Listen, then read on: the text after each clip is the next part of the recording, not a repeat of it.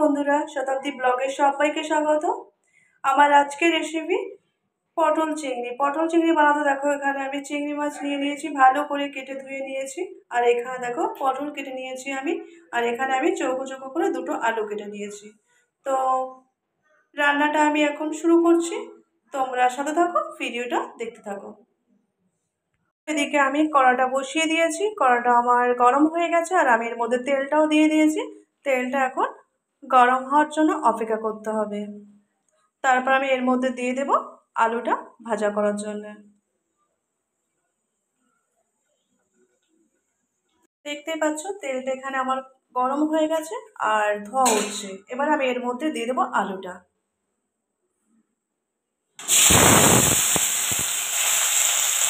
তো আলুটা দিয়ে এখন ভালো করে ভাজা করে নিতে হবে। আলুটা এখন আমাকে ভালো করে ভাজা করে নিতে হবে। আলুটা ভাজা হোক আর আমি এদিকে একটা মশলা বানিয়ে নেব। তো দেখো মশলা বানানোর জন্য আমি এখানে একটা টমেটো কেটে নিয়েছি, একটা পেঁয়াজ নিয়েছি আর কয়েকটা কাঁচা লঙ্কা নিয়েছি আর এর মধ্যে 2 কোয়া রসুন নিয়েছি। তো এটা এখন আমি পেস্ট করে নেব। এখানে আমার পেস্ট বানানো একদম রেডি হয়ে গেছে। আমার আলুটাও ভাজা হয়ে গেছে। তো এবার আমি আলুটাকে তুলে নেব।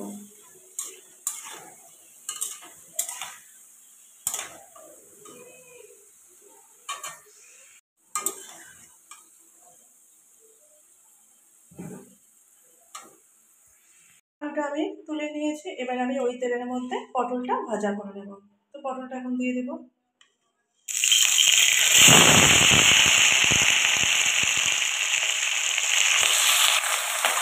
তো পটলটা দিয়ে পটলটাও কিন্তু এখন ভালো করে ভাজা করে নিতে হবে।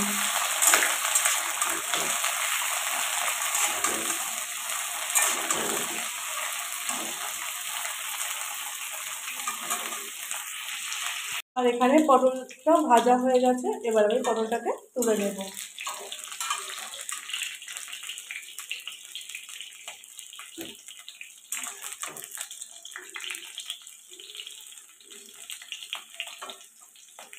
এর মধ্যে আমি এখন চিংড়ি মাছগুলো ভেজে নেবো। দেখো চিংড়ি মাছগুলো আমি নুন হলুদ দিয়ে মেখে নিয়েছি, এবার আমি এগুলোকে ভাজা করে নেবো।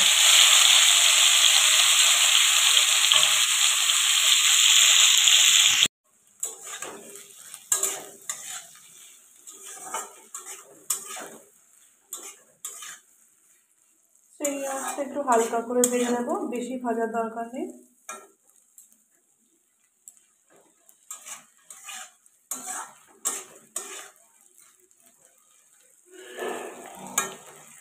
চিংড়ি মাছটা আমার এখানে ভাজা হয়ে গেছে, এবার আমি চিংড়ি মাছটাকে তুলে নেব।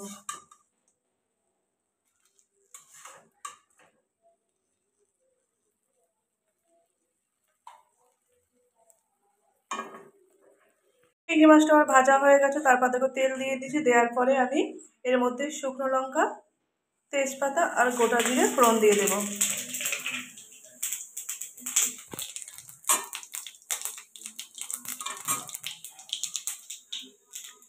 এবার আমি এর মধ্যে যে পেস্টটা বানিয়ে রেখেছিলাম পেস্টটা দিয়ে দেবো।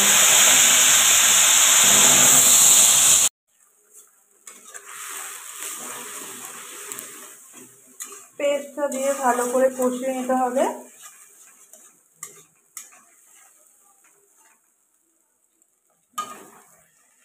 মশলাটা আমার কষানো হয়ে গেছে, এবার আমি এর মধ্যে দিয়ে দেবো হলুদ গুঁড়ো।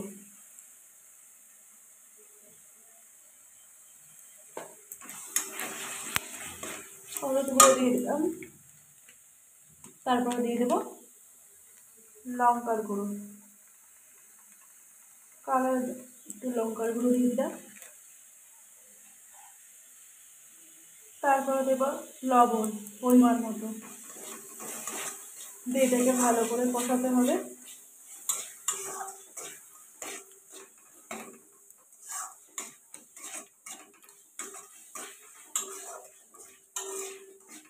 আমার কষানো হয়ে গেছে, এবার আমি পটল আর আলুটা ভেজে রাখা ছিল সেটা এখন দিয়ে দেব। ভেজে রাখা পটল আলুটা দিয়ে দিলাম,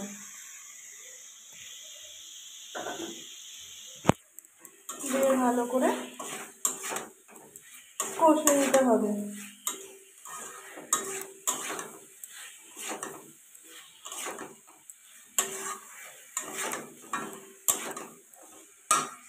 আমার কষানো কমপ্লিট হয়ে গেছে। এবার আমি এর মধ্যে দিয়ে দেবো চিংড়ি মাছটা।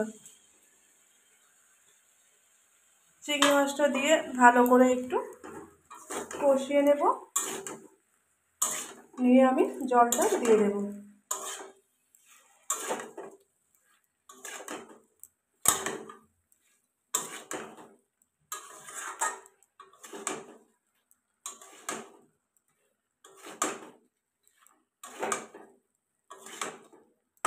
দেখো আমার ভালো করে কষানো হয়ে গেছে। এবার আমি এর মধ্যে জল দিয়ে দেবো। দেখো কত সুন্দর কালারটা হয়েছে। আমি জলটা দিয়ে দিলাম।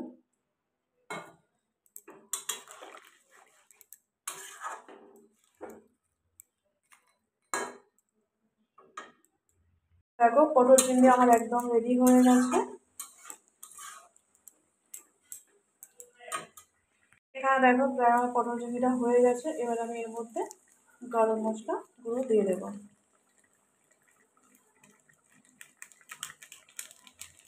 তো দেখো গরম মশলা গুঁড়ো দিয়ে দিলাম,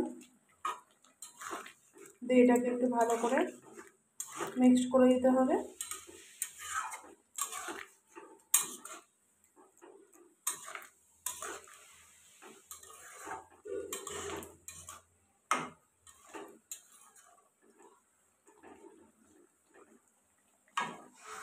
দেখো আমার পটল চিংড়িটা কিন্তু একদম হয়ে গেছে। দেখো এখানে আমার পটল চিংড়ি একদম রেডি হয়ে গেছে। দেখো এখানে আমার পটল চিংড়ি কিন্তু একদম রেডি হয়ে গেছে। দেখো কালারটা কত সুন্দর হয়েছে। আজকের এই পটল চিংড়ি রেসিপিটি তোমাদের কেমন লাগলো জানাতে ভুলবে না। চ্যানেলে নতুন হয়ে থাকলে চ্যানেলটিকে সাবস্ক্রাইব করে পাশে থাকবে। যারা আমার নতুন বন্ধু তাদেরকে অনেক অনেক ভালোবাসা, যারা আমার পুরনো বন্ধু তাদেরকে অনেক অনেক ভালোবাসা।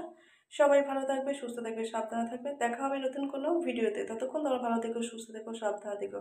সবাইকে টাটা।